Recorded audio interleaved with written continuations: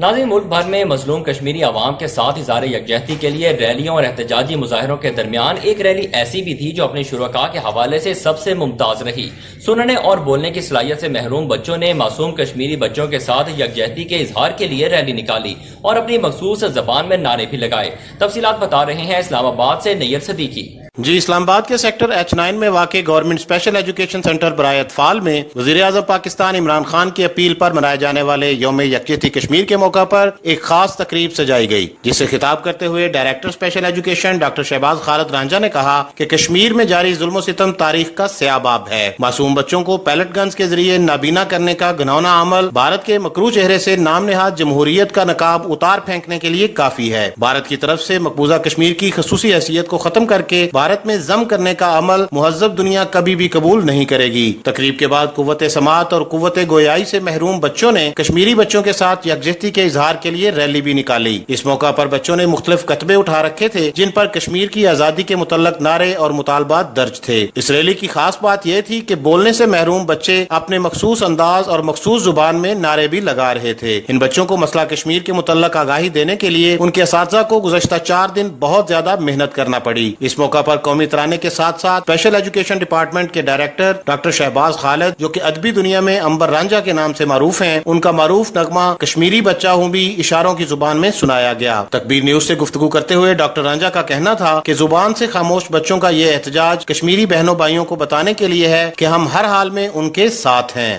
ہمارے وہ بچے جو کہ گفتار اور سماعت سے محروم ہیں، انہوں نے وزیر اعظم اسلامی جمہوریہ پاکستان ان کی آواز پہ لبیک کہتے ہوئے آج یہ ریلی منعقد کی۔ یہ وہ خاموش احتجاج جو کہ دنیا کا ایک منفرد احتجاج ہوگا اور جس میں نہ آواز ہے، آپ دیکھ رہے ہیں، لیکن انہوں نے اپنی سائن لینگویج سے، اپنی اشاروں کی زبان سے آج احتجاج ریکارڈ کروایا ہے۔ اور یہ احتجاج کشمیری جو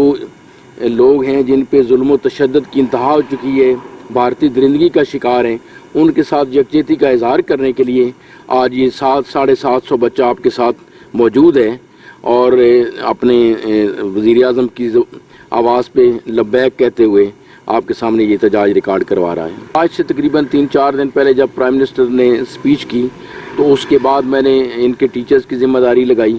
کہ ان کو اشاروں کی زبان میں بتایا جائے کہ مسئلہ کشمیر ہے کیا، اس کے بیک گراؤنڈ اس کو کا نالج دیا جائے، ان کو وہاں کے حالات کے بارے میں ان کو بریف کیا جائے، تو وہ ان کو دیا۔ پھر اس کے بعد جو ہے آپ کو پتہ ہے آج جس طرح آپ نے دیکھا کہ آج جو کشمیری میں بچہ ہوں، جو ترانہ ہم نے یہاں پہ کیا، اس کو ہماری ایک ٹیچر ہیں نسرین آغائی، انہوں نے اشاروں کی زبان میں کنورٹ کیا اور ان کو اس کے تھرو ہم نے ایجوکیٹ کیا،